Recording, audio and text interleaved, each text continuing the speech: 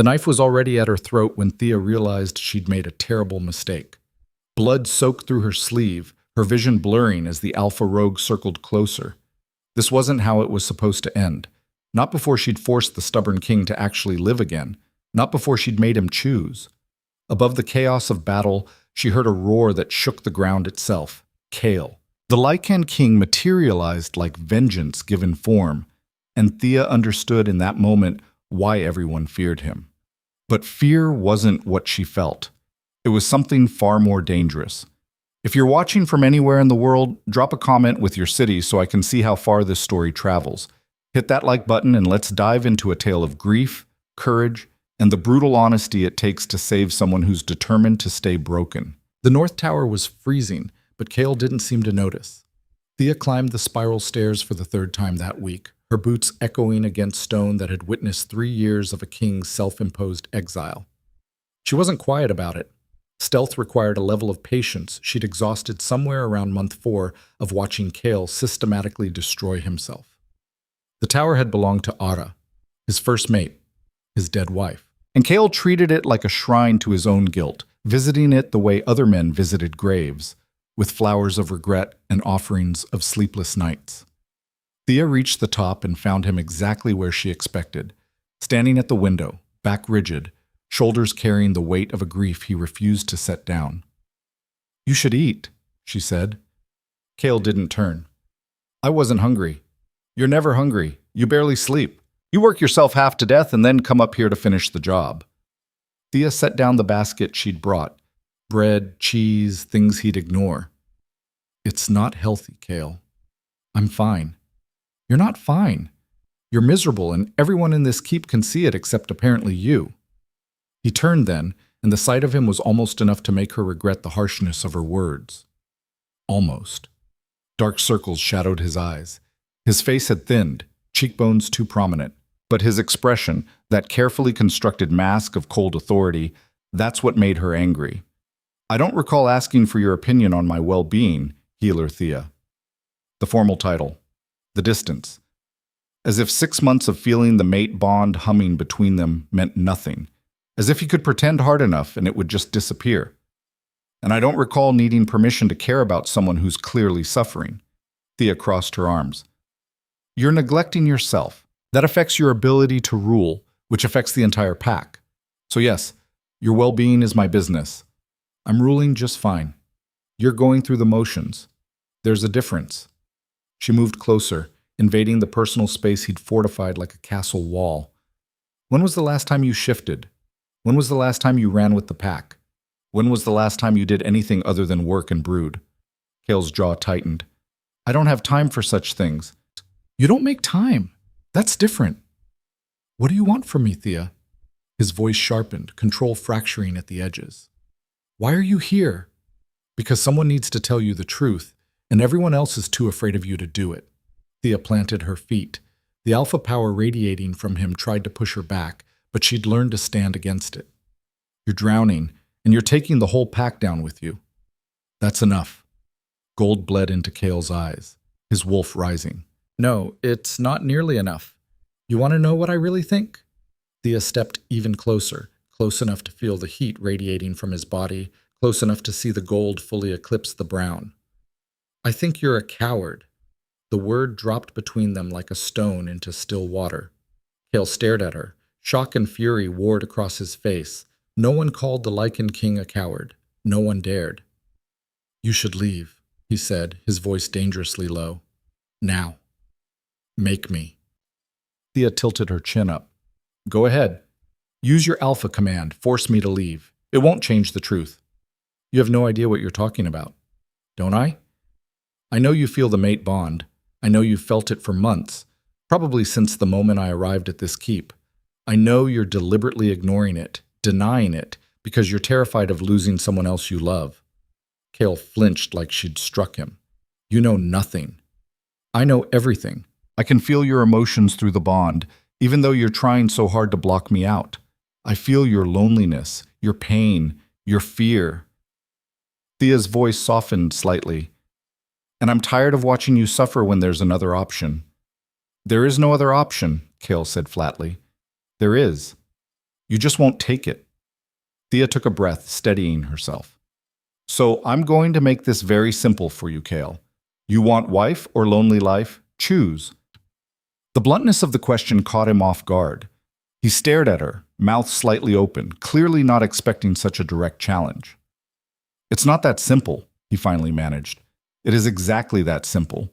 You can accept the mate bond and let yourself be happy again. Or you can keep doing this, keep torturing yourself with grief and guilt, and spend the rest of your very long life alone. Thea paused. But you need to actually choose, Kale, because this halfway existence you're living, it's not fair to anyone. Not to the pack, not to me, and especially not to yourself. You don't understand. For the first time, there was something other than cold control in his voice. There was anguish. Ara died because of me. Because she was my mate. Because being queen made her a target. I failed to protect her, and she paid the price. The rogues who attacked killed her, not you. I should have been there. I should have protected her. Kale turned away, his hands gripping the windowsill hard enough that Thea heard stone crack. I'm the alpha, the strongest Lycon in the territory, and I couldn't save my own mate. How can I condemn someone else to that same fate? How can I put another person at risk? So your solution is to be alone forever, to deny yourself any chance at happiness or connection because something might happen. Thea moved to stand beside him at the window. That's not protecting anyone, Kale. That's just slow suicide. You should find someone else, Kale said quietly. Someone who can give you the life you deserve. Someone who isn't broken. I don't want someone else. The mate bond doesn't work that way, and you know it. Thea reached out, placing her hand over his on the windowsill. She felt him tense, felt the jolt of connection between them that he couldn't hide or deny. I want you. The real you, underneath all this grief and fear. The man who cares so deeply about his people that he works himself to exhaustion. The man who still visits Ara's grave every week with fresh flowers. The man who's so afraid of causing pain that he'd rather suffer alone than risk hurting someone else. Kale pulled his hand away like she'd burned him. You don't know me. I know you better than you think, and I know you're not broken, Kale. You're grieving, you're traumatized, but you're not broken. Thea turned to face him fully. I'm not Ara. I'm not fragile or helpless. I'm a healer, yes, but I'm also trained in combat. I can protect myself. And more importantly, I'm choosing this with full knowledge of the risks. I'm choosing you. Why? The word was torn from him, raw and desperate. Why would you choose this? Choose me? Because you're my mate. Because I feel the bond just as strongly as you do, and I'm not afraid of it. Because I see you, all of you, and I want to be part of your life. Thea's voice gentled. And because I think, deep down, you want that too. You're just too scared to admit it. Kale was silent for a long moment. His internal struggle played out in the tension of his body, the war in his eyes. Finally, he spoke, his voice barely above a whisper. I can't lose someone else I love. I can't survive that again. Then don't love me, Thea said simply. Accept the bond for practical reasons. You need an heir, the pack needs a queen, and I need a place to belong. We can make it a business arrangement if that makes you feel safer. Kale's laugh was bitter. That's not how mate bonds work. No, it's not.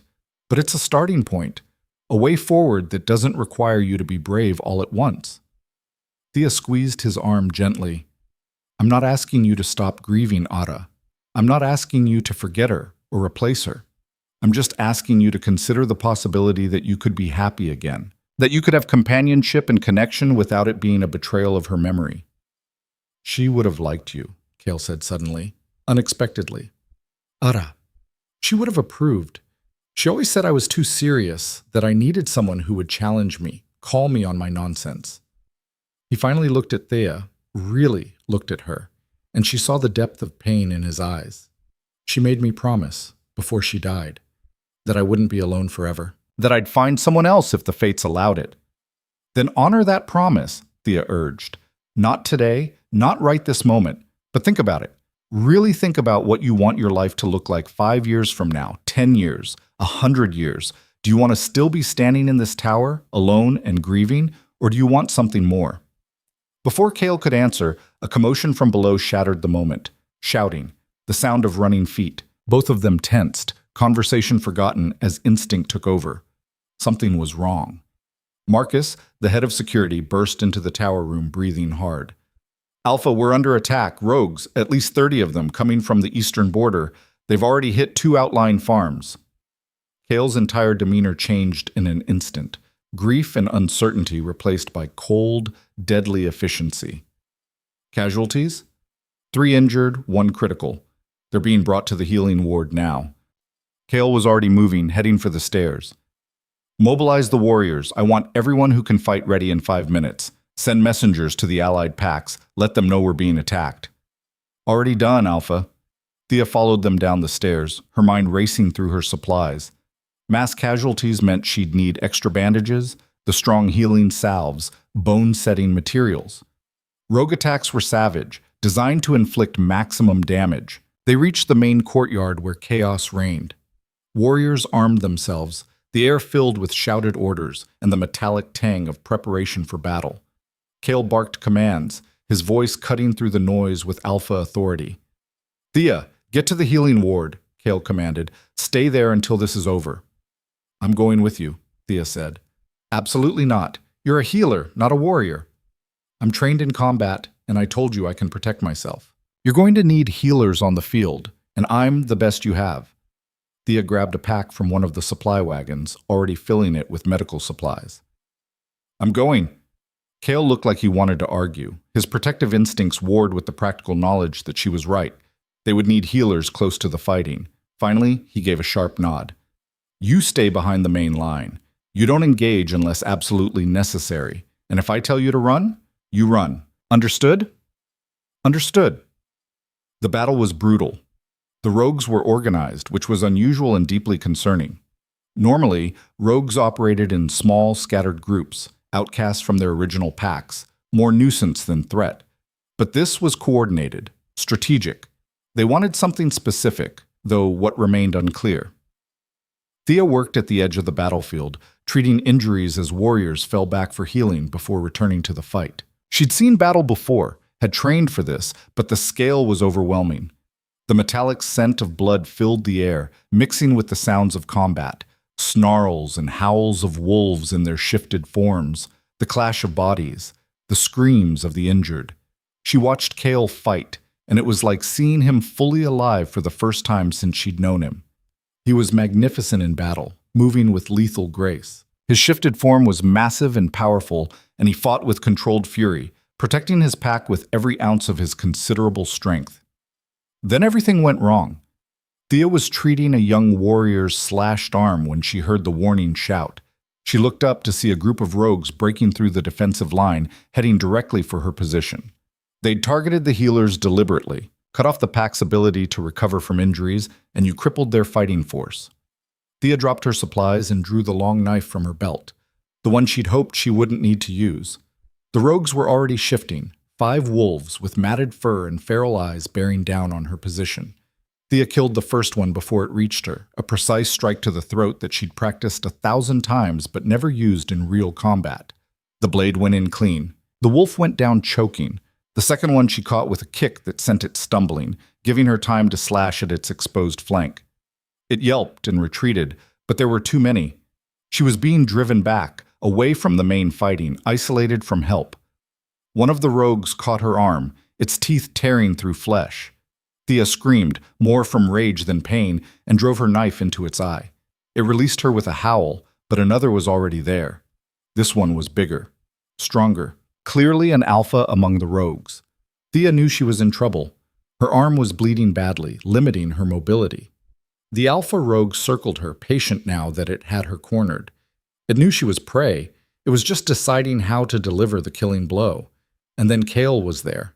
She didn't see him coming. Just suddenly the rogue alpha was being torn away from her, flung across the clearing with bone-crushing force. Kale in his wolf form was terrifying, a force of nature made flesh and fur. He placed himself between Thea and the remaining rogues, and the message was clear. They would have to go through him to get to her.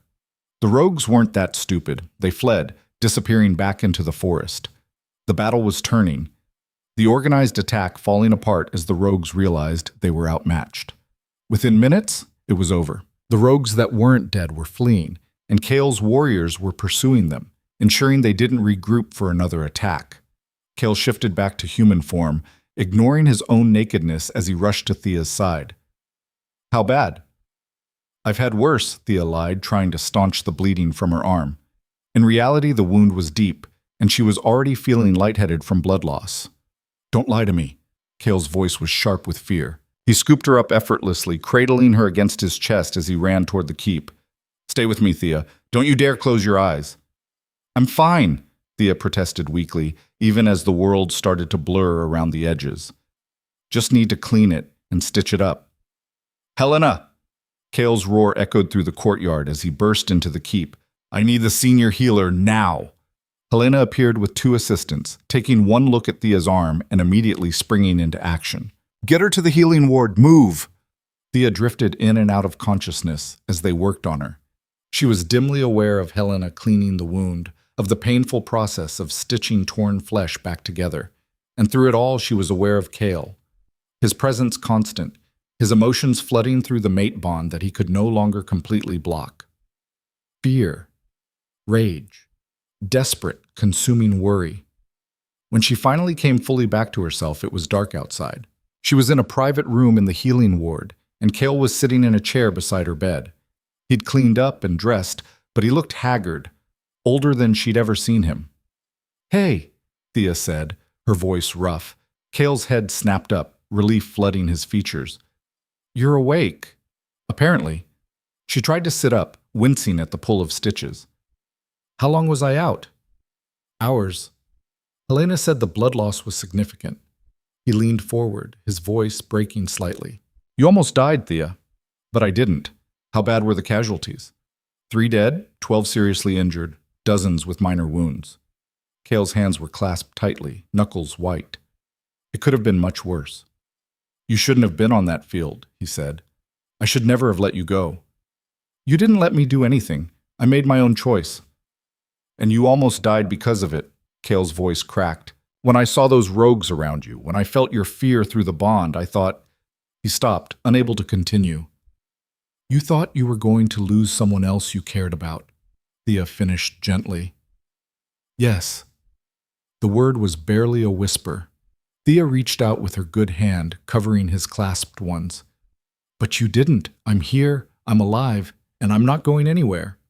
Kale looked at their joined hands, then up at her face. What she saw in his eyes made her breath catch. The walls were down, the careful control shattered. She could see everything, all the fear and love and desperate need he'd been hiding for months.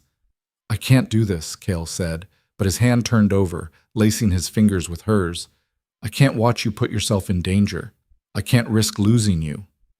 Then don't, Thea said. Accept the bond. Let me in.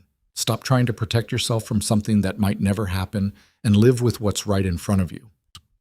What if something happens to you? What if I'm not strong enough or fast enough and you die because of me? What if nothing happens? What if we have decades, centuries together?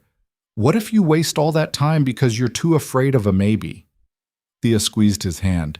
You can't control everything, Kale. You can't prevent every bad thing from happening.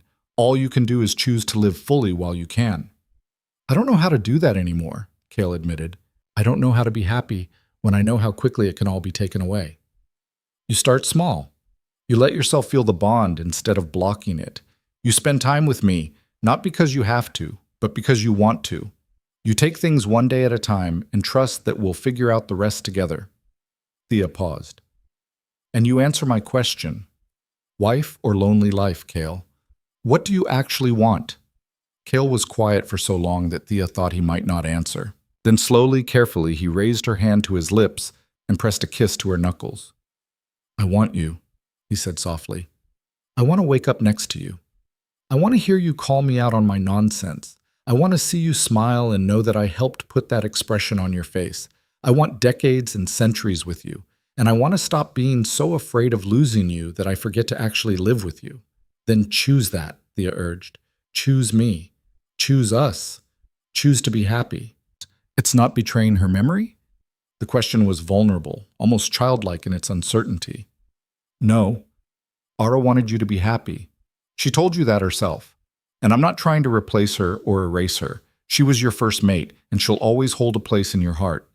I'm not asking you to forget her. I'm just asking you to let me stand beside you while you remember." Cale closed his eyes, and Thea saw a tear escape down his cheek. It was the first time she'd seen him cry, the first crack in the stoic facade he'd maintained for 3 years. "I'm scared," he whispered. "I know. I'm scared too. But we can be scared together. That's what mates do." Cale opened his eyes, and this time when he looked at Thea, there was no hiding, no walls, no careful control, just raw honesty and the beginning of hope. "Okay," he said. "Okay. I choose you. I choose wife. I choose to try." His voice grew stronger with each word. "I can't promise I won't be terrified every time you're in danger. I can't promise I won't have moments where the grief comes back, but I can promise to try, to let you in, to stop hiding from the bond." Thea felt tears prick her own eyes. "That's all I need. Just try. We'll figure out the rest as we go." Cale stood, moving to sit on the edge of her bed. Carefully, mindful of her injured arm, he pulled her into his embrace. Thea went willingly, wrapping her good arm around him and feeling, for the first time, the full force of the mate bond between them. It was overwhelming, perfect, a connection that went soul deep. "I love you," Cale whispered into her hair. "I've loved you for months, and I've been too afraid to admit it even to myself. But when I saw you surrounded by those rogues, when I thought I might lose you before I ever told you, I realized the only thing more terrifying than loving you is not loving you." "I love you too," Thea said, her voice thick with emotion. "I've been waiting for you to let me in, and I'm so glad you finally did."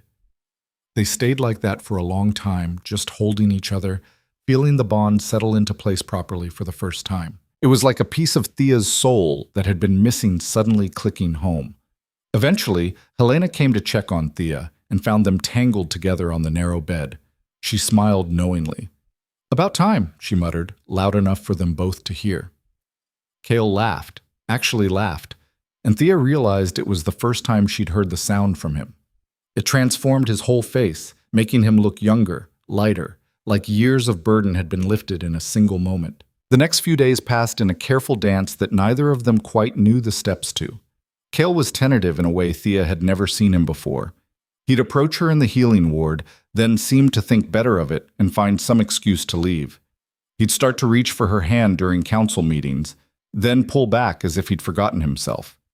It was like watching someone learn to walk again after a long injury, uncertain, halting, afraid of falling. Thea gave him space, but not too much.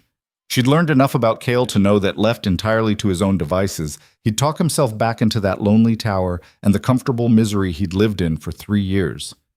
So she pushed gently, showed up at his private chambers with dinner when she knew he'd skip meals otherwise, walked beside him through the gardens, filling the silence with stories from her day until he started sharing his own. On the 4th day after the battle, Cale finally asked her to have breakfast with him. It should have been simple. It wasn't. Thea arrived at his chambers to find the table set with enough food for 6 people, and Cale standing beside it looking like he was preparing for battle rather than a meal. "This is a lot of food," Thea said, trying not to smile. "I wasn't sure what you liked." Cale gestured at the spread: eggs, bacon, fresh bread, fruit, 3 different types of pastries, jam, honey, cheese. "Helena said you usually eat in the healer's quarters, so I didn't know." "Cale." Thea touched his arm, feeling him tense, then deliberately relax. "It's perfect. Thank you." They sat, and for several minutes, the only sound was silverware against plates. Cale ate mechanically, his attention clearly elsewhere. "You're thinking too hard," Thea finally said. "I don't know how to do this." The admission came out frustrated. "I don't know how to just be with someone. Not anymore. So stop trying to figure it out and just eat breakfast with me." "It's not that simple." "It is exactly that simple." Thea reached across the table, covering his hand with hers. "You're making this harder than it needs to be. We're eating breakfast, that's all. We're not making binding declarations or grand commitments. We're just 2 people having a meal together." Cale looked at their joined hands. "I keep waiting for something terrible to happen." "I know. Every time you're out of my sight, I have to fight the urge to send someone to check on you. Yesterday, you were late getting back from treating one of the farming families, and I nearly mobilized a search party. How late was I? 20 minutes. Thea did smile then. That's ridiculous. I know it's ridiculous. That's the problem. Cale turned his hand over, lacing their fingers together. I'm going to drive you away with this. I can already feel it. I'm too broken, too damaged, too... Stop. Thea's voice was sharp enough that Cale's mouth snapped shut. You're not going to convince me you're not worth the effort, so stop trying. Yes, you're dealing with trauma. Yes, you're going to have moments where the fear takes over, but you're not broken, and I'm not going anywhere. You say that now. I'll say it tomorrow too, and the day after that, and the day after that, until you finally believe me. She squeezed his hand. Now eat your breakfast before it gets cold, and tell me about the delegation from the Eastern Pac. Marcus said they're arriving this afternoon. Cale blinked at the abrupt change of subject, then slowly, cautiously, began to talk about pack politics and trade agreements. Thea listened, asked questions, and gradually felt him relax. The tension in his shoulders eased. His responses grew less guarded. By the time they finished eating, he was almost smiling. See, Thea said, that wasn't so terrible. No, Cale admitted. It wasn't. Same time tomorrow? He hesitated, and Thea could practically see him overthinking it. Then he seemed to catch himself and nodded. Same time tomorrow. It became their routine, breakfast together in Cale's chambers, where they could be alone without the weight of the entire pack watching their every interaction. Some mornings were easy, filled with conversation and laughter. Other mornings were harder, when Cale woke from nightmares about Ara's death, or new nightmares about losing Thea, and could barely speak through the anxiety. Thea learned to read his moods, learned when to push and when to simply sit in silence beside him, learned that physical touch helped ground him when the fear threatened to overwhelm, but too much too fast made him pull away like a cornered animal. It was exhausting and frustrating and worth every difficult moment. 2 weeks after the battle, Cale took her riding. It was the first time he'd suggested an activity beyond their structured meals and brief garden walks, and Thea tried not to make a big deal of it, even though her heart raced with something that felt dangerously like hope. They rode out to the northern border of the territory, where the forest gave way to open meadows dotted with wildflowers. The day was clear and warm, the kind of weather that made even the weight of grief feel lighter. Ara and I used to come here, Cale said as they dismounted, before she died, when things were simpler. Thea went very still. Cale rarely spoke about Ara directly, usually only referencing her in the abstract when his guilt flared up. This felt different, deliberate. She loved wildflowers, Cale continued, walking into the meadow. Thea followed a few steps behind, giving him space to talk. Used to pick them and press them in books. She said every flower told a story, and she wanted to preserve those stories. What happened to the books? They're still in her studio, in the tower. Cale stopped, looking out over the field of blue and yellow blooms. I haven't moved anything. It's all exactly as she left it. Do you want to move it? I don't know. He turned to face Thea. Part of me feels like if I change anything, if I let her memory fade even a little, then I'm killing her all over again, but another part of me knows that holding on this tightly isn't healthy. It's not honoring her, it's just refusing to move forward. Thea moved closer, close enough to touch, but not quite touching. What do you think she would want? She'd want me to be happy. Cale's voice was soft, almost wondering. That's what she kept saying at the end, that she didn't want her death to destroy me, that she wanted me to find joy again. Then maybe honoring her memory means trying to do that.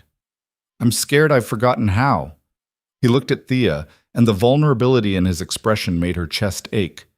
It's been so long since I let myself feel anything but grief and guilt. I don't know if I even remember what happiness feels like.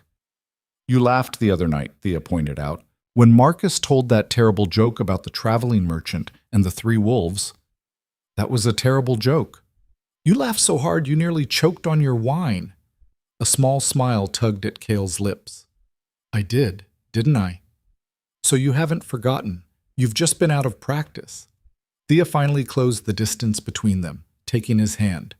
And practice is what we're doing. Every breakfast, every walk, every conversation. We're practicing being alive again instead of just surviving. Cale pulled her closer, wrapping his arms around her. Thea went willingly, resting her head against his chest and feeling the steady beat of his heart beneath her cheek. "Thank you," he said quietly. "For what?" "For not giving up on me. For seeing past the grief to whatever's left underneath.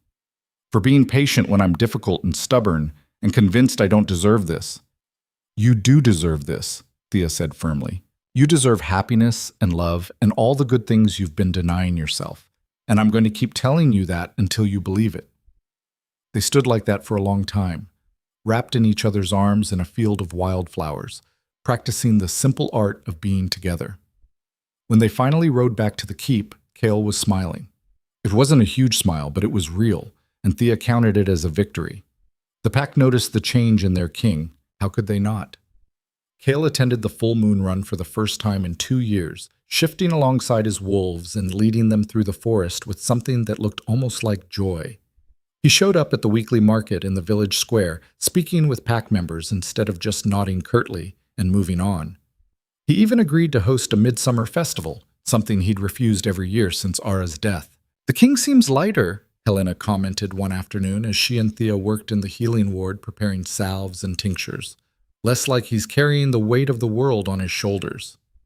"He's trying," Thea said carefully. She and Cale hadn't made any public announcements about their relationship, though she suspected most of the pack had figured it out anyway. The mate bond was difficult to hide from other Lycans, who could sense the connection between them. "And you?" Helena gave her a knowing look. "How are you holding up? It can't be easy, loving someone who's still so tangled up in his grief." "It's not," Thea admitted. "Some days are harder than others. But he's worth it. Underneath all that guilt and fear, he's kind and thoughtful and so desperate to do right by everyone. I just wish he'd extend that same compassion to himself." Grief is a strange thing. It makes us cruel to ourselves in ways we'd never tolerate toward others. Helena paused in her work, her expression turning serious. "But you need to be careful, Thea. Don't lose yourself in trying to fix him. He has to choose to heal. You can't do it for him." "I know." "Do you?" "Because I've seen this before. A healer who cares so much about someone else's pain that they forget to tend their own wounds." Helena reached out, squeezing Thea's hand gently. "You're allowed to have limits. You're allowed to need support too."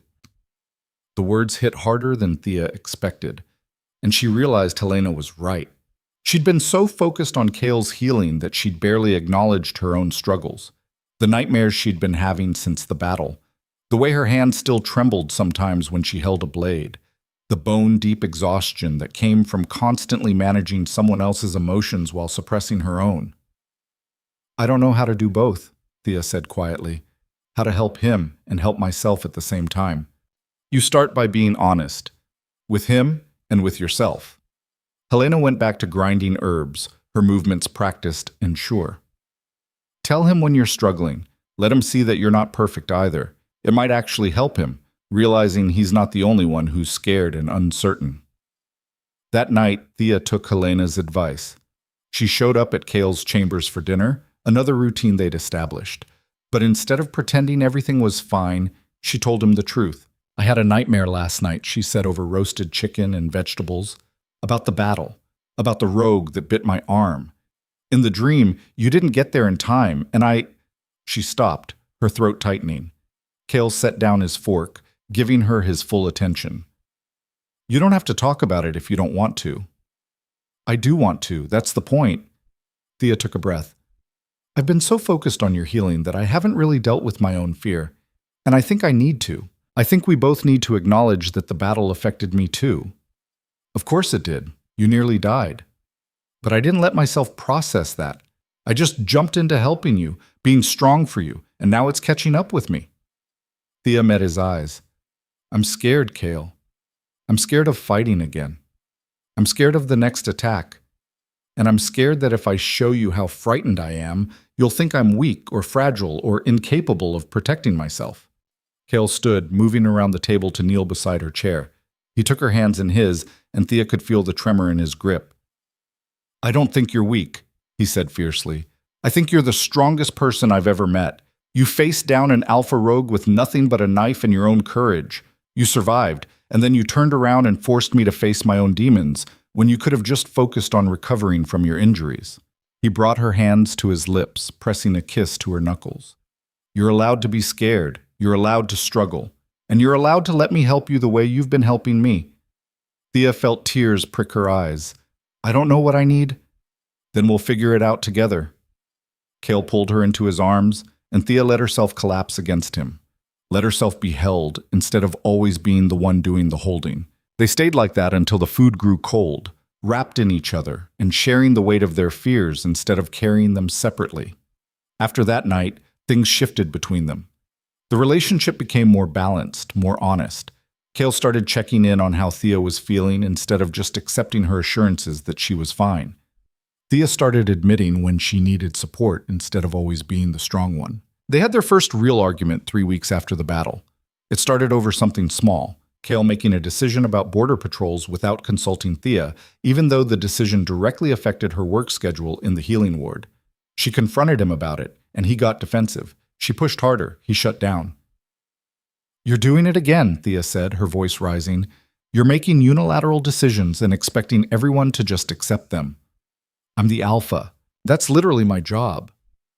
Being alpha doesn't mean being a dictator. It means leading, which requires actually listening to the people you're leading. I do listen. No, you hear. There's a difference. Thea crossed her arms. You heard me say I wanted to be involved in security decisions that affect the healers. You nodded and then went ahead and did whatever you wanted anyway.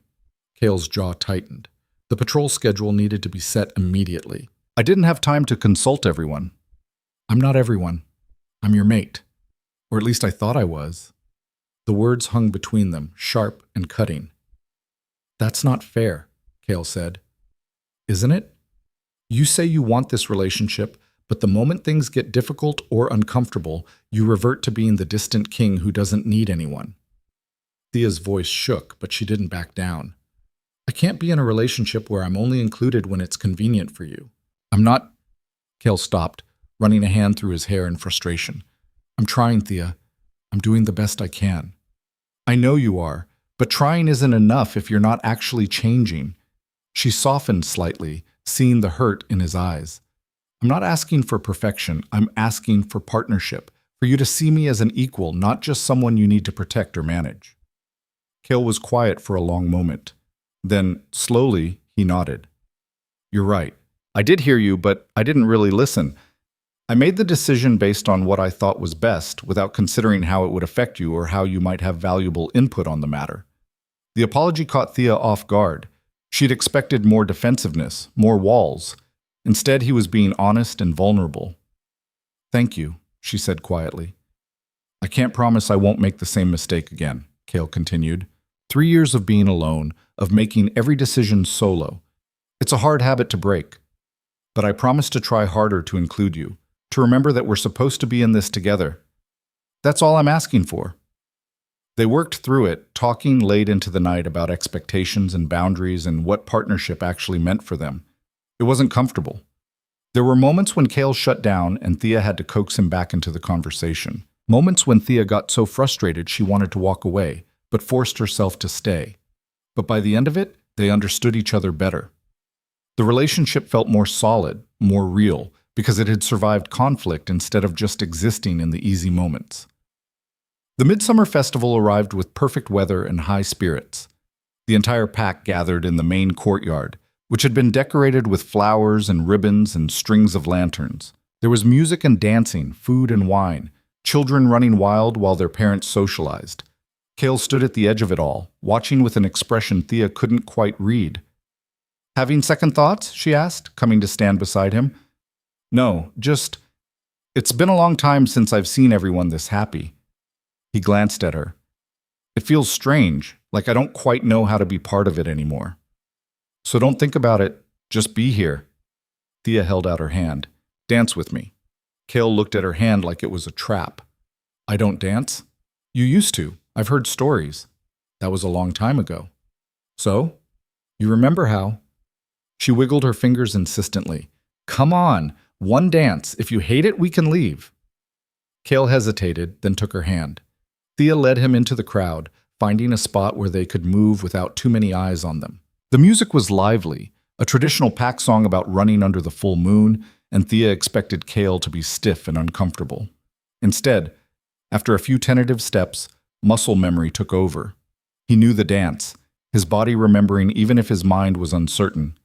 He spun Thea, pulled her close, moved with a grace that surprised her. "You're good at this," Thea said, breathless. "Aura made me practice." The mention of his first mate should have broken the mood, but it didn't. Instead, Kale smiled, a real smile, full of genuine warmth. She said an alpha who couldn't dance was an embarrassment to the pack. She was right. They danced through 3 songs, and with each one, Kale relaxed further. His laughter rang out when Thea deliberately stepped on his toes. He pulled her scandalously close during a slow song, uncaring who might see or judge. And the pack watched their king come alive again, and they celebrated not just the midsummer but the return of joy to Shadow Pine Keep.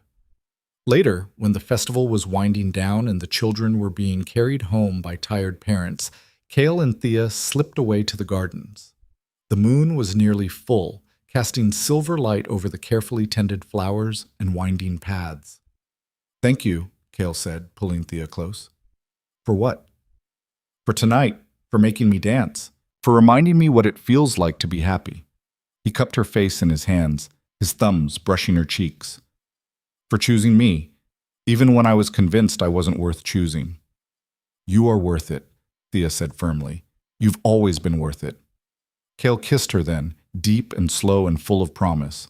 The mate bond flared between them, stronger than ever, and Thea felt the last of Kale's walls finally crumble. He was letting her in completely, trusting her with the parts of himself he'd kept locked away. When they finally broke apart, both breathing hard, Kale rested his forehead against hers. "I want to show you something," he said. "Will you come with me?" "Anywhere." He led her to the North Tower, and Thea tensed slightly, remembering the last time they'd been there together. But when they reached the top, she saw that things had changed. Aura's paintings still hung on the walls, but new things had been added. Books that Thea recognized as her favorites. A comfortable chair positioned to catch the best light for reading. Fresh flowers in vases, vibrant and alive. "I realized I'd turned this place into a shrine," Kale explained. "A place to worship the past instead of honor it. So I changed it. Aura loved this room because it was peaceful, because it was a place to create and think. I want it to be that again. Not a monument to grief, but a space that celebrates life." Thea walked to the window, looking out over the territory that was now her home. The moonlight painted everything in shades of silver and shadow, beautiful and wild. "I come here still," Kale admitted, coming to stand behind her. His arms wrapped around her waist, and she leaned back against him. "But now when I come here, I think about the future as much as the past. I think about the life I want to build with you. What kind of life do you want? One where I don't take a single day for granted, where I tell you I love you every morning and every night, where we face dangers and challenges together instead of me trying to shield you from everything." Kale turned Thea in his arms, looking down at her with eyes that held nothing but certainty. "A life where I'm brave enough to be happy because you taught me that happiness isn't betraying the past. It's honoring it by living fully in the present." "That sounds like a good life," Thea said, smiling up at him. "It does, doesn't it?" Kale reached into his pocket, pulling out a small box. "Which is why I wanted to ask you properly this time, without the desperation or the ultimatums." He opened the box to reveal a ring, simple and elegant with a stone the color of her eyes. "Thea, will you be my mate in truth? Will you stand beside me, not because of the bond or duty, but because you choose me every day the way I choose you?" Thea's breath caught. She'd expected this eventually, but not tonight, not here in the tower where everything had started. "Yes," she said, her voice thick with emotion.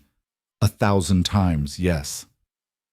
Kale slipped the ring onto her finger, and then he was kissing her, pouring everything he felt into the contact. The mate bond blazed between them, fully accepted now on both sides. A connection that would last their lifetime and beyond. That night, they made love for the first time in Kale's chambers, and it wasn't smooth or perfect. Kale's hands shook when he undressed her, anxiety warring with desire. Thea had to guide him through moments when the fear threatened to overwhelm him, when memories of Aura intruded and made him freeze. Stay with me, Thea whispered, cupping his face in her hands. I'm right here. Not her, me. And I'm not going anywhere. Cale buried his face in her neck, breathing hard. I'm sorry. I'm trying. I just... Stop apologizing. We don't have to do this tonight if you're not ready. I am ready. I want this. I want you. He pulled back to look at her, and the raw need in his expression made her chest ache. I'm just terrified I'll do something wrong or hurt you or... You won't. Thea kissed him gently. And even if something doesn't go perfectly, it doesn't matter. We're learning each other. That takes time. They took it slow, communicating through touches and whispered words and the bond that hummed between them. When Cale finally moved inside her, both of them gasped at the intensity of the connection. It was more than physical. It was the mate bond completing itself, souls recognizing each other in the most primal way possible. Afterwards, they lay tangled together, both breathing hard and trembling slightly. That was, Cale started, then stopped, apparently unable to find words. Yeah, Thea agreed. He pulled her closer, his hand tracing idle patterns on her back. Can I ask you something? Anything. Do you regret it? Choosing this.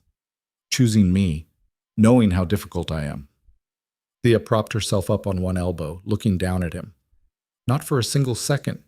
You gave me something too, a purpose, a place to belong. Someone who sees me as more than just a healer or a tool to be used. You see all of me, even the scared parts, and you still choose me back. Always, Cale said fiercely. I'll always choose you. They fell asleep wrapped in each other's arms, and for the first time in 3 years, Cale slept through the entire night without nightmares. The next morning, they announced their mating to the pack. It wasn't a surprise to anyone. The bond had been obvious for weeks, but the formality of it mattered. It meant Thea would be queen, that she'd have an official role in pack leadership, that their union was recognized by all. The response was overwhelmingly positive. Pack members congratulated them, brought gifts, expressed genuine happiness that their king had found love again. But there were a few dissenting voices. It's too soon, one of the older council members said during the meeting to plan the mating ceremony. Ara has only been gone 3 years. The king should wait longer before taking a new mate. How long would be appropriate? Thea asked, her voice deceptively mild. 5 years? 10? Should he wait until everyone who remembers Ara is dead? The council member bristled.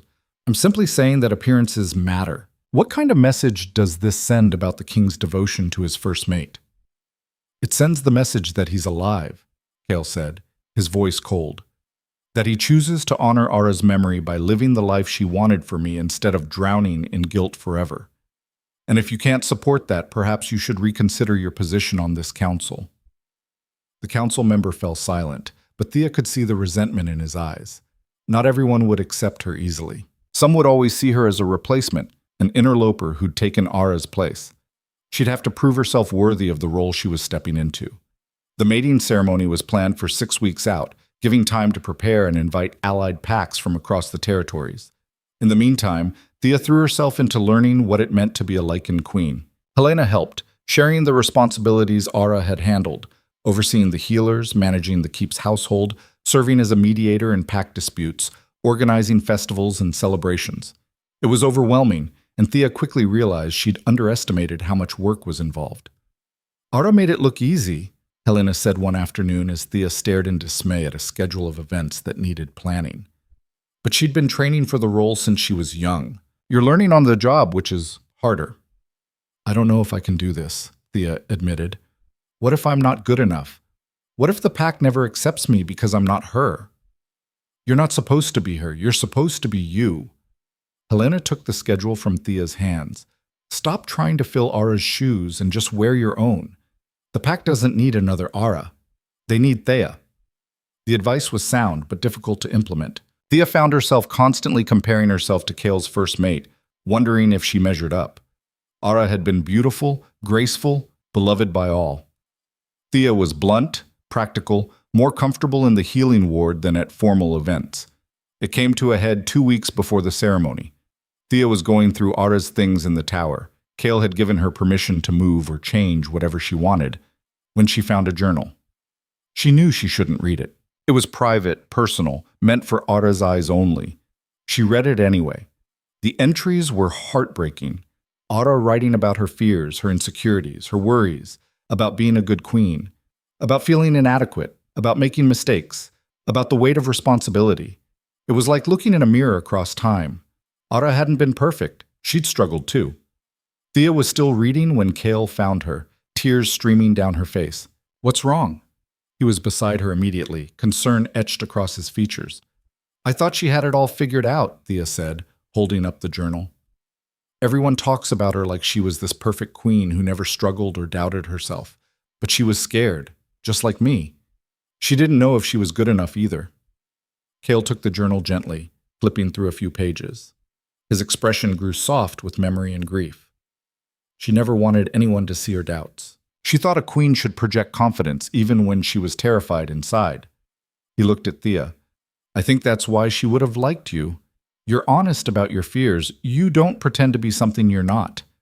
The council thinks I'm too blunt, too common, not refined enough.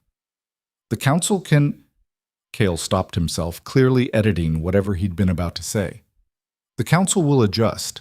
You don't need to change yourself to please them. I fell in love with you exactly as you are, sharp-tongued and stubborn, and brave enough to call a grieving king a coward to his face. Don't lose that trying to fit into someone else's mold. But what if the pack never accepts me?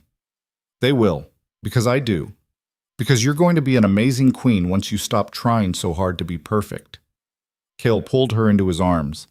"And because you care about them. That's what matters most, not whether you know the proper etiquette for formal dinners or can recite pack lineages going back 5 generations.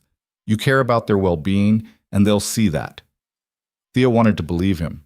She did believe him mostly, but the doubt lingered, a quiet voice that whispered she wasn't enough.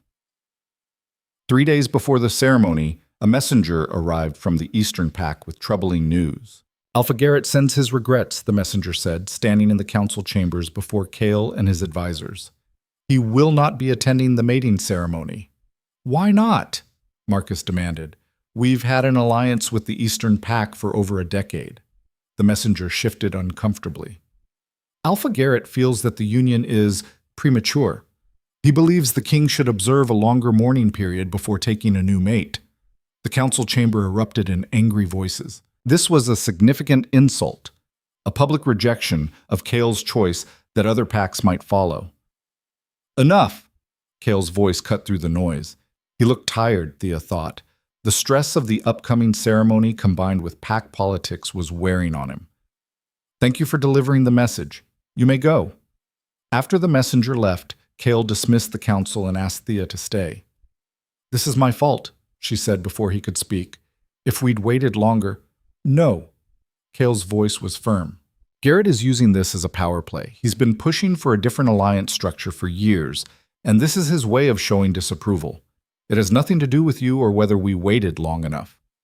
"But what if other alphas feel the same way? What if they all refuse to come?" "Then we have the ceremony without them." Kale took her hands. "I'm not postponing our mating because Garrett decided to be difficult. And I'm not going to let his political games make you doubt yourself." But Thea was doubting herself. That night, she lay awake beside Kale, staring at the ceiling and wondering if she was making a mistake. Not about loving Kale, that felt right in her bones, but about becoming queen, about taking on a role she wasn't prepared for and dragging the pack through political complications because she couldn't wait a few more years.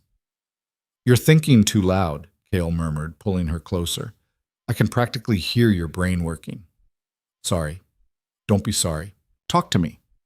Thea was quiet for a moment, then said, "What if we postponed, just for a year or two? Let things settle down. Let me learn more about being queen before we make it official." Kale went very still. "Is that what you want?" "I don't know what I want. I just don't want to cause problems for you or the pack." "You're not causing problems. Garrett is." Kale sat up, turning to face her in the darkness. "But if you genuinely want to wait, if you're not ready, then we'll wait. I won't pressure you into anything. I'm ready to be your mate. I'm just not sure I'm ready to be queen. Those two things come together. You can't have one without the other." Kale's voice was gentle, understanding. "But maybe that's the problem. Maybe we've been so focused on the ceremony and the politics that we've lost sight of what actually matters." "Which is?" "Us." You and me. The bond we share. Everything else is just details. He cupped her face in his hands. I love you. I want to spend my life with you. Whether the Eastern Pack approves or the Council thinks you're refined enough doesn't change that. The only opinion that matters is yours. Thea felt tears prick her eyes. I love you too, and I do want this. I just wish I felt more confident that I'm the right person for the job. You are. You just don't see it yet. Kale kissed her forehead. But you will. Give yourself time. Stop comparing yourself to Aura or some imaginary perfect queen and just be yourself. That's who I fell in love with. That's who the pack needs. They talked until dawn, working through Thea's fears and doubts, and by the time the sun rose, she felt steadier, more certain. The Eastern Pack's rejection still stung, but it didn't feel like the end of the world anymore. The mating ceremony went forward as planned. The day arrived with perfect weather, clear skies, warm sun, a light breeze that carried the scent of wildflowers. Allied packs arrived from across the territories, though notably not the Eastern Pack, but enough came that the courtyard was packed with visitors and pack members, all dressed in their finest. Thea wore a dress of deep emerald green that Helena had helped her choose. It was simpler than what Otto would have worn, but it suited Thea's personality. Elegant without being ostentatious, practical enough that she could move freely. She was nervous as she walked toward the ceremonial platform where Kale waited. Nervous about the vows, about the watching crowd, about stepping into a role she still wasn't sure she could fill. But when she saw Kale, dressed in formal attire that marked him clearly as king, everything else faded. He was looking at her like she was the only person in the world, like she hung the moon and stars, like 3 years of grief and loneliness had led him to this exact moment, and he wouldn't change a single thing if it meant not finding her. The ceremony itself was a blur. Thea spoke the traditional vows, words about loyalty and partnership and choosing each other above all others. Kale's voice broke slightly when he promised to love and cherish her for the rest of their days, and Thea had to blink back tears. When the elder performing the ceremony declared them mated, the crowd erupted in cheers. Kale pulled Thea into his arms and kissed her thoroughly, uncaring about propriety or who might be watching. And Thea felt it then, the pack's acceptance. Not universal, maybe. There would always be holdouts, people who disapproved or thought she wasn't good enough. But the majority were genuinely happy for their king, happy to see him alive again, smiling again, choosing joy over endless grief. The celebration lasted 3 days, as was tradition for royal matings. There was feasting and dancing, storytelling and contests, music that went on until dawn. Thea found herself swept up in it, dancing until her feet ached, laughing until her sides hurt, accepting congratulations from pack members and allied alphas until her voice grew hoarse. On the second night, an alpha from the southern pack pulled her aside. I knew Ara, the alpha said. Her name was Lydia, and she was older, with silver threading through her dark hair. She was my friend for many years before she died. Thea tensed, expecting criticism or unwanted comparisons, but Lydia smiled. I just wanted to tell you that she would have approved of you. Ara always said Kale needed someone strong enough to stand up to him, someone who wouldn't let him wallow in his worst impulses. That's exactly what you did. You saved him when the rest of us were too afraid to try. I didn't save him, Thea said. He saved himself. I just gave him a reason to. However it happened, I'm grateful. We all are. Lydia squeezed Thea's hand. Be yourself, young queen. Don't try to be Ara. The pack doesn't need a ghost. They need you, exactly as you are. It was almost the same advice Helena had given, but hearing it from someone who'd known Ara personally made it resonate differently. Maybe Thea didn't have to be perfect. Maybe she just had to be present, honest, and willing to learn. On the third night, as the celebration was finally winding down, Kale and Thea slipped away to the North Tower. It had become their refuge, the place they went when they needed peace and quiet. Happy? Kale asked, pulling Thea into his arms as they looked out over the moonlit territory. Deliriously, Thea replied. Though I'm exhausted. 3 days of celebration is excessive. The pack needed it. They needed to see that joy was possible again, that life continues. Kale rested his chin on top of her head. They needed what you gave me, hope, permission to live again instead of just surviving. Thea turned in his arms, looking up at him. The moonlight caught in his eyes, making them glow softly. Do you still visit Ara's grave? Every week, just like before. But now when I go, I don't apologize for being happy. I thank her instead for loving me, for making me promise to find love again, for being part of my story, even though she's not here to see how it continues. I wish I could have met her. She would have loved you, and she would have been grateful to you for taking care of me when I couldn't take care of myself. Cale kissed Thea's forehead gently. I'll always carry a piece of her with me. She was my first mate, my first love. But you're my forever, Thea. The one I choose every day, the one I'll choose until my last breath. And I choose you, Thea said, echoing the vows they'd spoken earlier. Every day, in every way. Wife over lonely life, now and always. They stood together as the celebration sounds from below gradually faded to silence. Tomorrow, they'd begin the work of actually being king and queen together, of navigating the politics and responsibilities that came with leadership. But tonight, they just held each other and practiced being happy. A month after the mating ceremony, Thea discovered she was pregnant. She'd suspected for a week before Helena confirmed it, checking for the telltale signs that every healer knew. The news filled her with equal parts joy and terror. How do I tell him? Thea asked Helena after the examination. What if this sends him spiraling again? What if he remembers that Ara died before they could have children, and it breaks something in him? Or, Helena said gently, what if it helps him heal even more? What if it gives him something to look forward to instead of dwelling on what he lost? Thea wanted to believe that, but she remembered the haunted look in Cale's eyes when he talked about Ara's death, about all the dreams that died with her. A child was supposed to be a blessing, but what if Cale only saw it as another person he could fail to protect? She told him that night after dinner, unable to keep the secret any longer. I'm pregnant, she said, the words tumbling out without preamble. Cale froze, his wine glass halfway to his lips. For a long moment, he didn't move, didn't speak, and Thea's heart sank. This was the reaction she'd feared.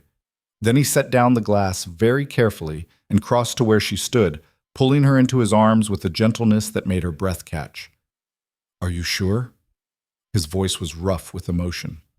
Helena confirmed it this morning. Cale buried his face in her neck, and Thea felt wetness against her skin. He was crying, his body shaking with the force of emotions he couldn't contain. Cale, talk to me. What are you feeling? I'm terrified, he admitted, his voice muffled against her. I'm terrified something will happen to you, that I'll lose you and the baby both, that I'll fail to protect you the way I failed Ara. But, Thea prompted, sensing there was more, but I'm also happier than I've been in years. We're going to have a child, a family, something I thought I'd never have again. He pulled back to look at her, tears still streaming down his face. I'm scared out of my mind, but I'm also grateful beyond words. Thea cupped his face in her hands, wiping away his tears with her thumbs. We're going to be okay, all three of us. I'm not Ara, remember? I'm stubborn and strong, and I'm not going anywhere. Promise me, Cale said fiercely. Promise me you'll be careful, that you'll let me protect you even when you think I'm being overprotective. I promise I'll be reasonable about safety, but I'm not going to lock myself in the keep for 9 months, Cale. I'm still going to work in the healing ward. I'm still going to fulfill my duties as queen. I'm just going to be more careful about it. It wasn't exactly what he wanted to hear, but Cale nodded, accepting the compromise. I can work with that. The pregnancy changed things between them in unexpected ways. Cale became even more protective, which Thea had anticipated, but also more open with his emotions. He talked about his fears instead of bottling them up, asked for help when the anxiety became overwhelming. Let Thea support him through the panic attacks that sometimes hit when he thought too hard about everything that could go wrong. And slowly, carefully, he started to believe that maybe this time things could turn out differently. That maybe he could have the family he'd always wanted without losing everything again. The pregnancy progressed without major complications, though Thea's patience with Cale's overprotectiveness wore thin by the 4th month. I'm walking to the healing ward, not climbing a mountain, she said one morning when Cale insisted on accompanying her for the 3rd day in a row. You have council meetings. I have patients. We both have jobs to do. I know that. Kale fell into step beside her anyway. But the council can wait 10 minutes while I make sure you get there safely. Kale, we've been over this. I'm pregnant, not made of glass. I'm aware, but indulge me, please, just until the baby's born. Thea stopped walking and turned to face him. You can't escort me everywhere for the next 5 months. It's not practical, and frankly, it's starting to undermine my authority with the pack. They're beginning to see me as fragile, someone who needs constant protection instead of a queen in her own right. The words clearly stung. Kale's expression shuddered, but Thea saw the hurt beneath it. I'm not trying to undermine you, he said quietly. I'm just trying to keep you safe. I know, and I love you for it, but you need to trust me to take care of myself. I've been doing it long before I met you, and I'm perfectly capable of walking across the keep without incident. Otto was careful, too. It didn't matter in the end. There it was, the fear that drove everything, spoken aloud. Thea softened, reaching for his hand. I'm not her. We've been through this, and you can't protect me from everything that might go wrong. All you can do is trust that I'm strong enough to handle whatever comes. Kale was quiet for a long moment, then nodded reluctantly. You're right. I know you're right. It's just hard to turn off the instinct to protect you. I'm not asking you to turn it off completely, just dial it back from suffocating to reasonable. Thea squeezed his hand. I'll make you a deal. I promise to be careful and ask for help when I need it. And you promise to trust my judgment and not treat me like I'm incapable of basic tasks. That's fair. Kale brought her hand to his lips, pressing a kiss to her knuckles. I'll try. That's all I ask. He did try, though it clearly cost him. Thea would catch him watching her from across the courtyard, tension visible in every line of his body as she went about her duties. But he didn't hover as much, didn't insist on accompanying her everywhere, and gradually the pack stopped looking at her with pitying concern and went back to treating her like their queen. The bigger challenge came when Thea insisted on continuing her work in the healing ward. You should be resting, one of the council members said during a meeting about the upcoming winter preparations. Delegating the healing duties to Helena and the other apprentices. I'm pregnant, not dying, Thea replied, keeping her voice level despite her irritation. And my skills are needed. We have a shortage of trained healers as it is. But the risk to the air is minimal when I'm treating routine injuries and illnesses. I'm not going into battle or performing dangerous procedures. I'm doing my job. The council member looked to Kale, clearly expecting him to override her, and Thea held her breath, wondering if he would. Kale was quiet for a moment, then said, The queen has made her decision. I trust her judgment. The council member's mouth thinned with disapproval, but he didn't argue further. After the meeting, Kale pulled Thea aside. Thank you, she said before he could speak, for backing me up in there. I almost didn't, Kale admitted. Every instinct I have was screaming to side with the council, to tell you to stop working and stay safe. But then I remembered our deal. Trust your judgment. So I'm trusting it, even though it scares the hell out of me. I won't take unnecessary risks, I promise. I know you won't. He placed a hand on her still flat stomach. I just wish I could wrap you both in armor and keep you safe from everything. You can't, but you can be here with me, supporting me while I do what I need to do. That's worth more than armor. As Thea's pregnancy became visible, the pack's attitude toward her shifted again. They saw her not just as their queen, but as the mother of the next generation of Shadowpine leadership. People brought her gifts, hand-carved toys, soft blankets, protective charms. They offered advice, shared their own pregnancy stories, treated her with a warmth that she hadn't fully felt before. She was becoming one of them, not just the outsider who'd married their king. 6 months into the pregnancy, Thea woke in the middle of the night to find Kale gone from their bed. She found him in the north tower, standing at the window and staring out at the moonlit territory. Couldn't sleep? She asked softly. Kale turned, and in the moonlight she could see the tracks of tears on his face. I was thinking about Aura, about how excited she was when she found out she was pregnant, before the rogues attacked and she lost the baby. About how different things might have been if she'd lived. Thea moved to stand beside him, not speaking, just offering her presence. I feel guilty sometimes, Kale continued, for being happy with you when she never got the chance to have this. To feel our child move, to prepare a nursery, to imagine what they might look like. She wanted it so badly, and she never got it. And here I am, getting a second chance when she didn't. Survivor's guilt, Thea said quietly. It's normal, natural even. Doesn't make it easier. No, it doesn't. But Thea took his hand, guiding it to her stomach where the baby had started moving in the past few weeks. But maybe you can honor her by being fully present for this, by not letting the guilt steal your joy, by being the father she would have wanted you to be. Cale was quiet, his hand spread across her stomach. Then the baby kicked, a strong flutter against his palm, and he gasped. That was your child saying hello, Thea said, smiling. Cale dropped to his knees, pressing his forehead against her stomach. His shoulders shook, and Thea realized he was crying again. But this time it was different. Not grief, but overwhelming gratitude mixed with lingering fear. I'm going to be a father, he whispered. Yes, you are. I don't know if I'm ready. No one ever is. But you'll figure it out. We both will. Thea ran her fingers through his hair gently. And when you have moments where the fear takes over, you tell me. We handle it together. That's what we do. Cale stood, pulling her into his arms and holding her like she was the most precious thing in the world. I love you, both of you.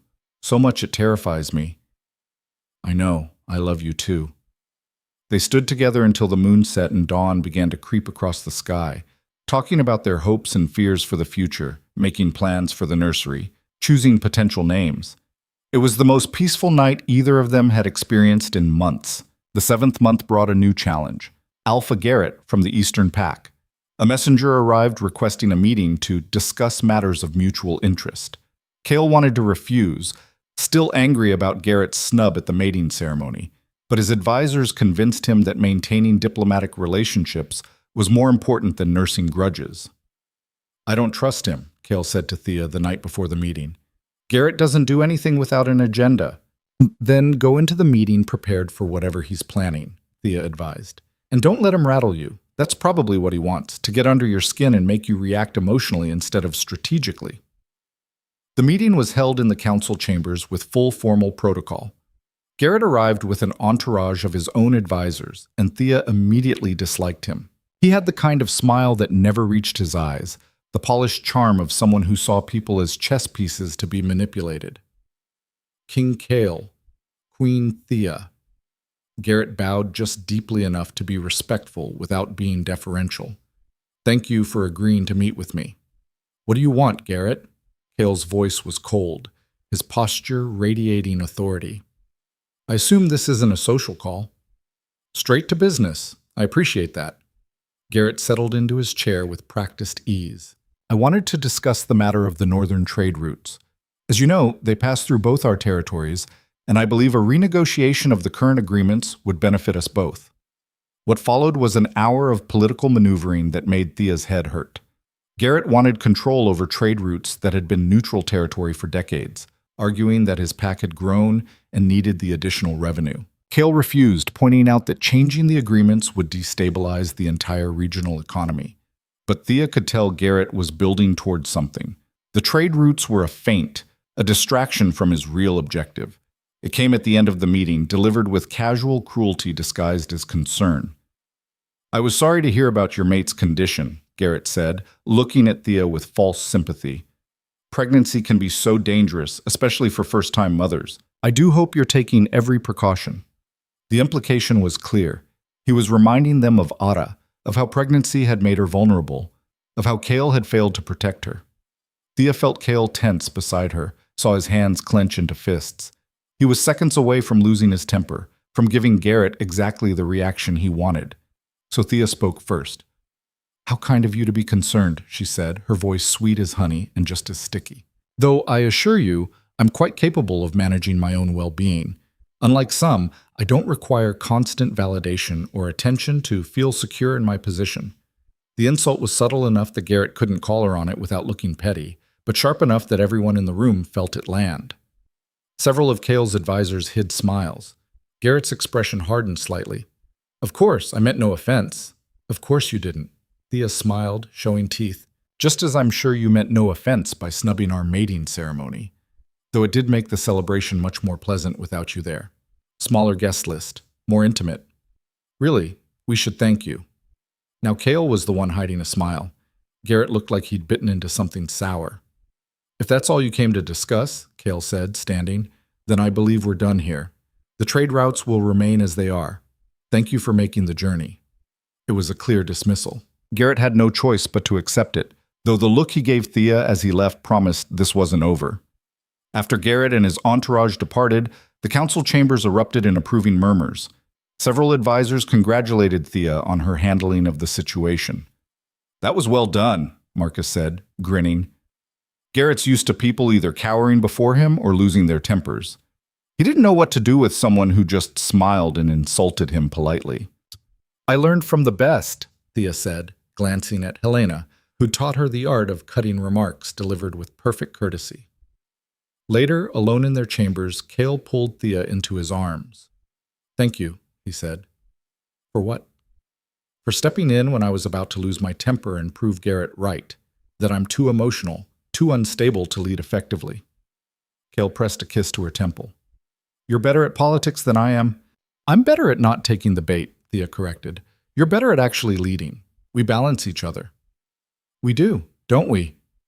Cale's hand found her stomach, where the baby was active, rolling and kicking. "I keep thinking about what kind of parents we'll be, what we'll teach them." "We'll teach them to be brave," Thea said, "to stand up for themselves and others, to choose love even when it's scary, to live fully instead of hiding from pain." "Oh, we'll teach them about Aura too," Cale added, "about their father's first mate and how she loved him and wanted him to be happy. So they understand that love doesn't diminish when it's shared, it multiplies." Thea felt tears prick her eyes. This was growth, real growth. Cale talking about Aura not as a source of guilt, but as part of their family story, someone to be remembered and honored without letting that memory prevent future joy. "She would have been a good mother," Thea said softly. "She would have. And she would have loved this child, even though they're not hers biologically, because that's who she was, someone who loved generously and without reservation." Cale's voice was steady, thoughtful, rather than grief-stricken. "I used to think remembering her meant staying stuck in the past, but now I understand that I can carry her with me into the future. She's part of my story, part of what made me who I am, and that's okay. It's more than okay. It's healthy." They talked late into the night about the future they were building, about the child who would arrive in 3 months, about the life they wanted to create together. And for the first time since Aura's death, Cale spoke about the future with more hope than fear. The 8th month brought physical discomfort that no amount of healing knowledge could fully alleviate. Thea's back ached constantly, her ankles swelled, and she couldn't find a comfortable sleeping position. She was tired and cranky and done being pregnant. "Only 4 more weeks," Helena said cheerfully one morning after examining her. "Maybe 5. "I'm going to be pregnant forever," Thea groaned. "This baby is never coming out." "All mothers feel that way at the end," Helena patted her hand sympathetically. "But I promise, it will end. And then you'll have a beautiful baby and forget all about how miserable you were." "That's a lie. I'm going to remember every uncomfortable moment." Cale tried to help, massaging her back and feet, bringing her favorite foods, doing whatever he could to ease her discomfort. But there was only so much he could do, and Thea could see the helplessness eating at him. "I wish I could do this for you," he said one night as she shifted restlessly, trying to find a position that didn't make her back scream. "Take on some of the burden. Unless you can carry the baby for the next month, there's not much you can do." Thea tried to soften the words with a smile, but exhaustion made it difficult. "I'm sorry I'm so irritable."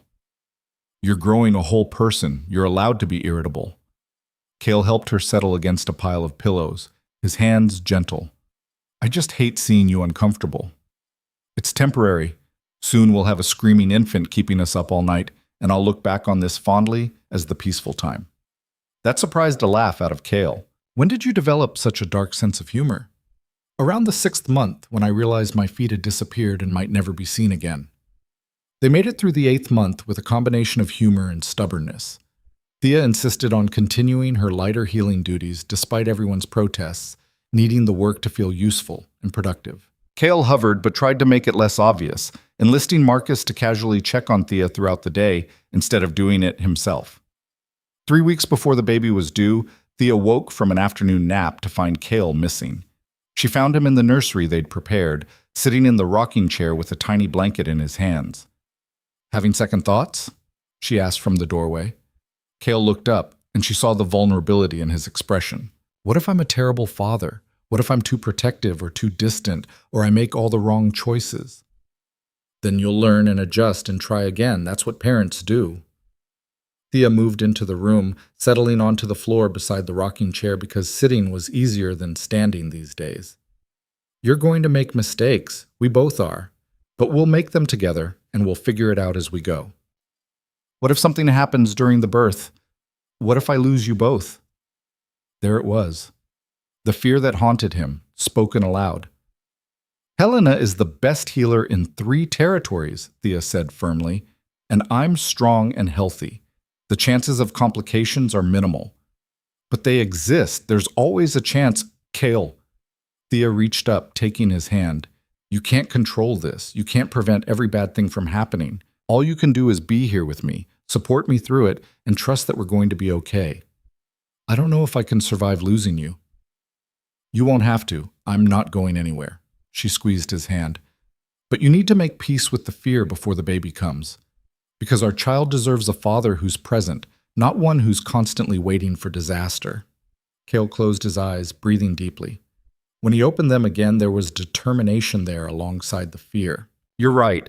I've been so focused on everything that could go wrong that I haven't let myself be excited about everything that could go right. So start now. Tell me what you're looking forward to. Meeting them, seeing who they look like, teaching them to shift and run with the pack. A small smile crossed Cale's face. Watching you be a mother, seeing you fierce and protective and probably terrifying to anyone who threatens our child. I'll definitely be terrifying, Thea agreed. Fair warning, I'm going to make you look reasonable by comparison. Cale laughed, the sound genuine and warm. I love you. Even when you're exhausted and cranky and threatening bodily harm. Good. Because the cranky phase is going to last at least another month, possibly longer if this baby inherits your stubbornness. They sat together in the nursery as the sun set, talking about hopes and dreams for the child who would soon join them. And slowly, carefully, Cale let himself feel excitement instead of just fear. Let himself imagine a future where things went right instead of catastrophically wrong. The baby came 2 weeks early, which of course happened in the middle of the night, and naturally threw Cale into complete panic. Thea woke to her water breaking and a dull ache in her lower back that she recognized from her healer training as early labor. She nudged Cale awake calmly, or at least she tried to be calm. It's time, she said. Cale shot upright like he'd been struck by lightning. Time? Time for what? What's wrong? Nothing's wrong. The baby's coming. We need to get to the healing ward. What followed was perhaps the least graceful 10 minutes of Cale's life. He tried to carry Thea, tripped over his own feet, nearly knocked over a table, and somehow managed to put his shirt on backwards before Thea gently suggested he might want to breathe. I am breathing, Cale said, though his voice was several octaves higher than normal. Slower, you're hyperventilating. Thea gripped his arm as another contraction hit, stronger this time. And maybe focus on getting us to Helena instead of having a breakdown in our bedroom. By the time they reached the healing ward, Helena had already been alerted by the night guards and had everything prepared. She took one look at Cale's pale face and pointed to a chair. Sit.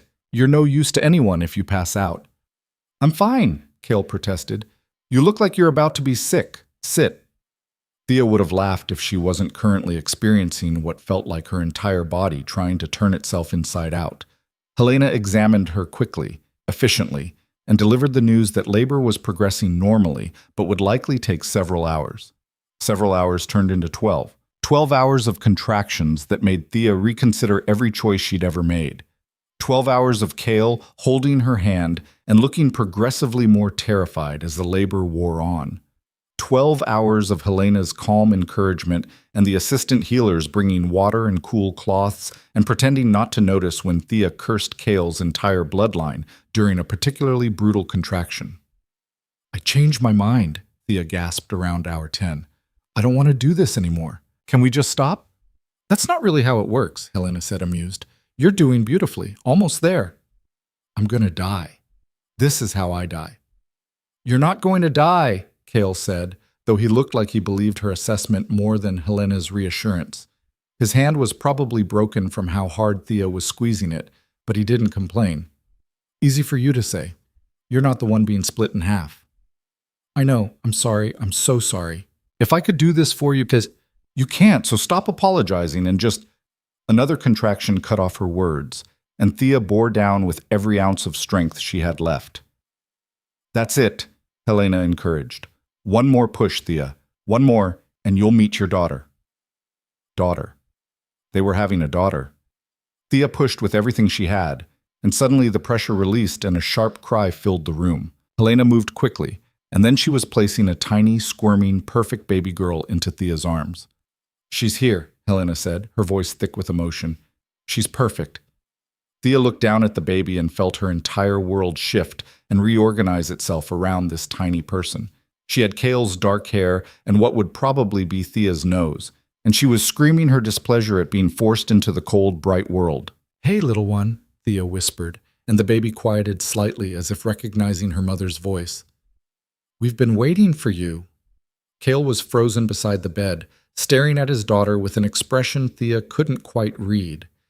Fear, wonder, overwhelming love, and something that looked like grief all mixed together. Do you want to hold her? Thea asked gently. What if I drop her? You won't drop her. Come here. Helena helped transfer the baby into Cale's arms, showing him how to support her head. And the moment his daughter settled against his chest, something in Cale's face just broke open. He started crying, tears streaming down his face as he looked at this tiny life he'd helped create. She's so small, he whispered. She'll get bigger, Helena assured him. Right now she's perfect and healthy. 10 fingers, 10 toes, good strong lungs as we can all hear. The baby was still fussing, making small mewling sounds that turned into full-blown wails when she decided she was hungry. Cale looked panicked again. What do I do? Why is she crying? Is something wrong? She's hungry, Thea said, holding out her arms. Give her back and I'll feed her. The first attempt at nursing was awkward and frustrating, and nothing like the peaceful bonding moment Thea had imagined. The baby couldn't quite latch properly, Thea didn't know what she was doing, and everyone was exhausted. But eventually, with Helena's patient guidance, they figured it out, and the baby settled into feeding while making small, satisfied sounds. Cale watched the whole thing like it was a miracle, which Thea supposed it was in a way. We need to name her, Thea said softly. They discussed names but never settled on anything definite, both superstitious about choosing before the baby arrived safely. Lyra, Cale said. If you agree, it means brave one in the old language. And she is brave. She came into this world fighting and screaming and absolutely fearless. Lyra, Thea tested the name, looking down at her daughter. I like it, Lyra Shadowpine. Our brave girl, Cale said, touching one tiny fist with his finger. Lyra immediately grabbed hold of it with surprising strength, and Cale's breath caught. She's holding my hand. She knows her father, Helena said, smiling. Now, I'm going to give you all some privacy. Rest, Thea. You've earned it, and congratulations to you both. After Helena left, Cale pulled a chair close to the bed and sat down, unable to take his eyes off Lyra. I can't believe she's real, he said. That she's ours. That we made her. Believe it. And in a few hours when she's screaming at 3 a.m, you'll definitely believe it. Cale laughed, the sound watery but genuine. I was so scared. The entire labor, I kept thinking about everything that could go wrong, about losing you both. And then she was here, and you were alive, and I just...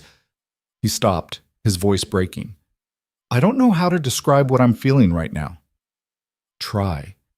Grateful, terrified, more in love with you than I thought possible. Protective of this tiny person who I've known for less than an hour, but would die for, without hesitation.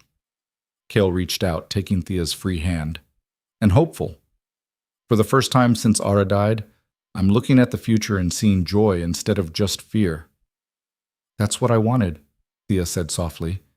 When I asked you to choose, back in that tower, wife or lonely life, I wanted you to choose the possibility of joy, even though it meant risking pain.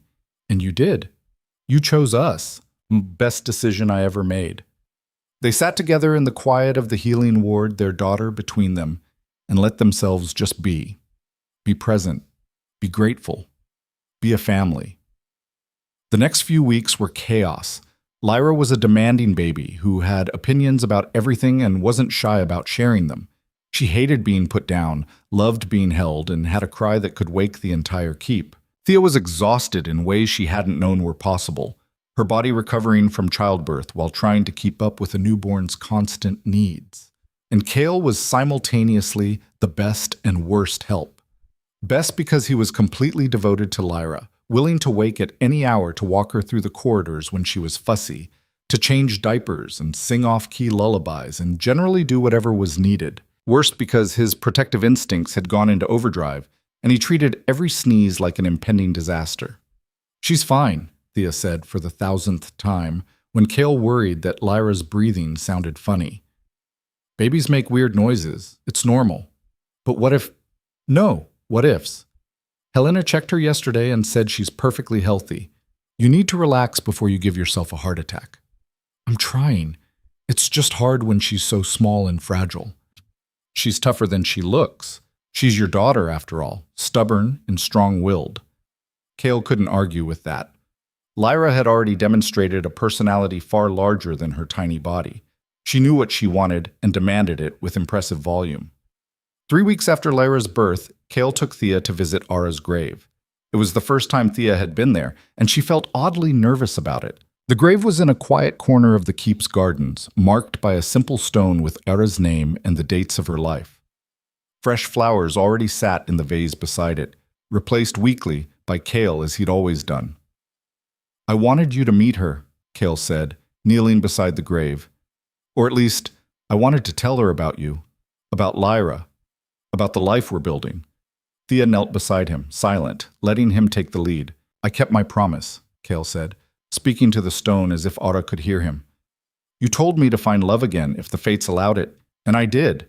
She's stubborn and brave and probably saved my life by refusing to let me wallow in grief forever." He glanced at Thea with a small smile. "She reminds me of you sometimes, the way she challenges me, refuses to let me hide from difficult truths.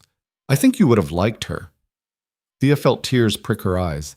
She reached out, taking Cale's hand.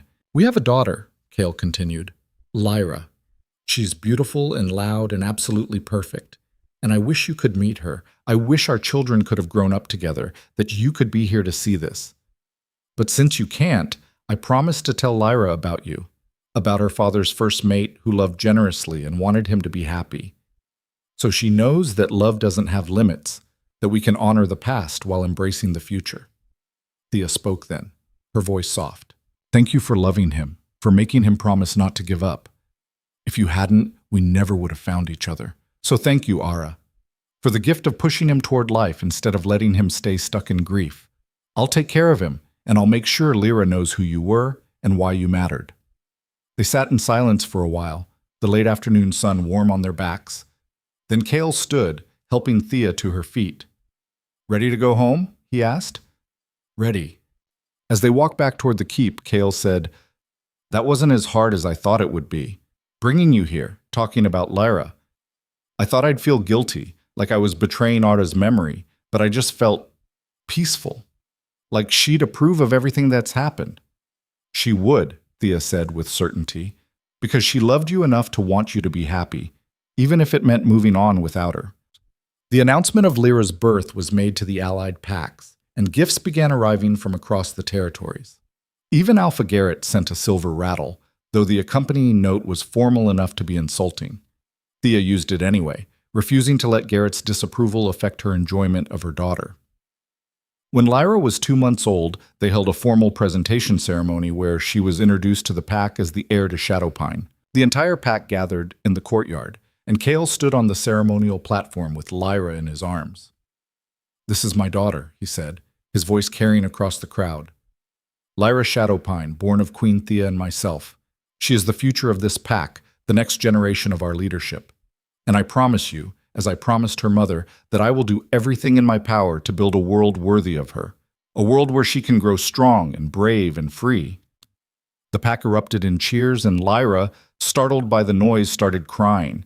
Kale immediately handed her to Thea, who soothed her while trying not to laugh at the panicked expression on Kale's face. "You're the king," she whispered. "You can't look that terrified every time she cries." "I can't help it. She's so small, and I'm worried I'll do something wrong." "You're doing fine, better than fine. You're a good father, Kale." The words seemed to settle something in him. He straightened, squared his shoulders, and turned back to the crowd with more confidence. The celebration went late into the night, though Thea and Kale slipped away early to put Lyra to bed. She'd been passed around between pack members all day, cooed over and admired, and was thoroughly exhausted. "She's going to be spoiled rotten," Thea said as they settled Lyra into her cradle. "Everyone in the pack wants to hold her and give her things." "Let them. She deserves to be celebrated." Kale brushed a finger over Lyra's soft hair. "And spoiled a little. Within reason." "Your definition of within reason and mine are probably very different." "Probably," Kale admitted, "but we'll figure it out. Like everything else? Together." As the months passed, life settled into a new rhythm. Thea gradually returned to her duties as queen and healer, balancing work with caring for Lyra. Kale learned to manage his protective instincts, though he still worried more than was strictly necessary. And Lyra grew, hitting milestones that filled her parents with pride and terror in equal measure. When Lyra was 6 months old and starting to crawl, Thea found Kale in the North Tower again. But this time he wasn't brooding or torturing himself with memories. He was hanging new paintings, ones that Thea had commissioned showing the three of them as a family. "I wanted to update the space," Kale explained when he saw her. "Ara's paintings will always be here, but they're part of the story now, not the whole story. This room represents the past and the present and the future all together." Thea moved to stand beside him, looking at the painting of their family. The artist had captured Kale's expression perfectly, the mix of love and protectiveness and joy that he wore whenever he looked at Lyra. "It's perfect," she said. "It is, isn't it?" Kale wrapped an arm around her waist, pulling her close. "Sometimes I still can't believe this is my life. That I get to have this, you and Lyra, and actual happiness after so many years of just surviving. Believe it, because this is real, and it's not going anywhere." They stood together as the sun set, watching the light paint the sky in shades of orange and pink. Below them, the keep was alive with activity, pack members going about their lives in the safety and peace that Kale had worked so hard to maintain. "I was thinking," Kale said after a moment, "about having more children. Not right away, but eventually, if you want them." "I want them," Thea said, smiling, "though maybe we should wait until Lyra sleeps through the night before we add another non-sleeping tiny human to the mix." "Fair point," Kale laughed, "though at the rate she's going, that might be years. Then we have time to prepare." A year after Lyra's birth, Thea was pregnant again. This time Kale handled the news with significantly less panic, though he was still protective and worried about everything. But he'd learned from the first pregnancy, knew better how to balance his fear with trust in Thea's capabilities. Their son was born on a spring morning with considerably less drama than Lyra's arrival. The labor was shorter, the delivery smoother, and Kale only looked mildly terrified instead of completely panicked. They named him Ash, after the ash trees that grew around Shadowpine Keep, strong and enduring and deeply rooted. Lyra was fascinated by her baby brother, insisting on helping with everything, even though at barely a year old, her help mostly consisted of patting his head enthusiastically and trying to share her toys. Watching Kale with both children, Thea saw the last remnants of grief finally release their hold on him. He was fully present now, fully alive, embracing fatherhood with a joy that had nothing to do with trying to recapture what he'd lost with Ara, and everything to do with celebrating what he'd found with Thea. 2 years later came another daughter, Mira, who inherited Thea's stubbornness and Kale's tendency to overthink everything. Their family was complete, 3 children who filled the keep with noise and laughter and the kind of chaos that came from being deeply, messily loved. The years passed, and the story of how Thea had confronted the grieving king became legend in the Northern Territories. Young Lycans learned it as a tale of courage and love, of choosing life over fear, of the power of honesty and directness. The exact words Thea had used that night in the tower became something of a rallying cry among the pack. Choose life, choose love, choose to be brave enough to be happy.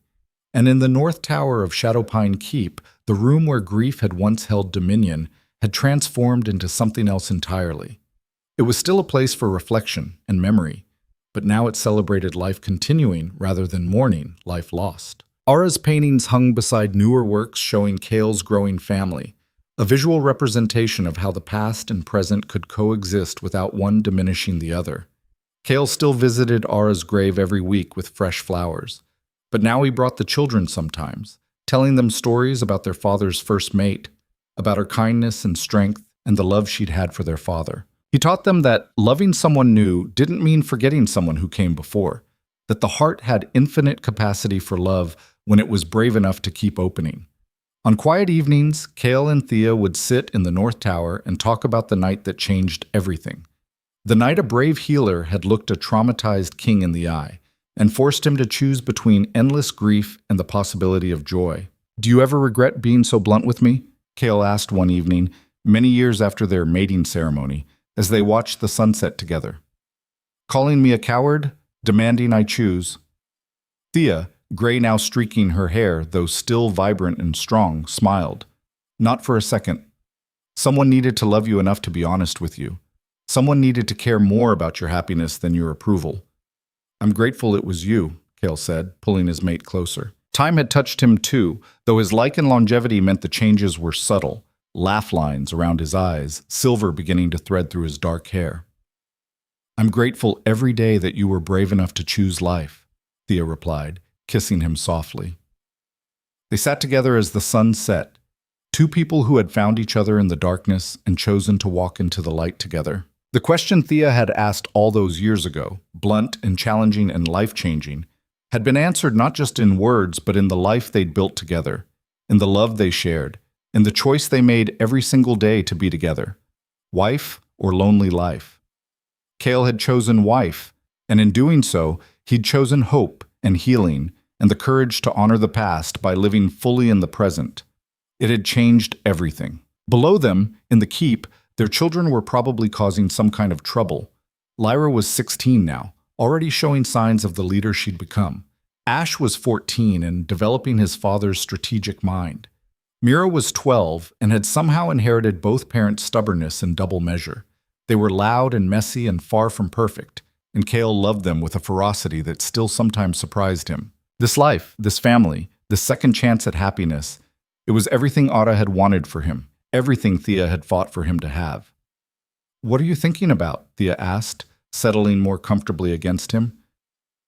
"How lucky I am. How close I came to missing all of this because I was too afraid to risk my heart again." Kale pressed a kiss to her temple. "How grateful I am that you didn't let me make that mistake. Someone had to save you from yourself. And you did. Every day you still do." They watched the stars come out one by one, marking the end of another day in a life filled with more days than Kale had once believed he'd have. Days of joy and challenge and the mundane beauty of living rather than just surviving. And in the quiet of the tower, surrounded by memories of the past and hopes for the future, Kale understood what Thea had been trying to tell him from the beginning. That happiness wasn't betraying those we've lost. That loving again didn't diminish what came before. That the bravest thing any of us can do is choose to keep living, keep loving, keep opening our hearts even when we know how badly they can break. Because the only thing more painful than loving and losing was never loving at all. And Kale, who had learned that lesson the hard way, would never make that mistake again. He had chosen wife, he had chosen life. And he chose them again every single morning when he woke beside Thea, every single evening when he gathered his children close, every single moment in between.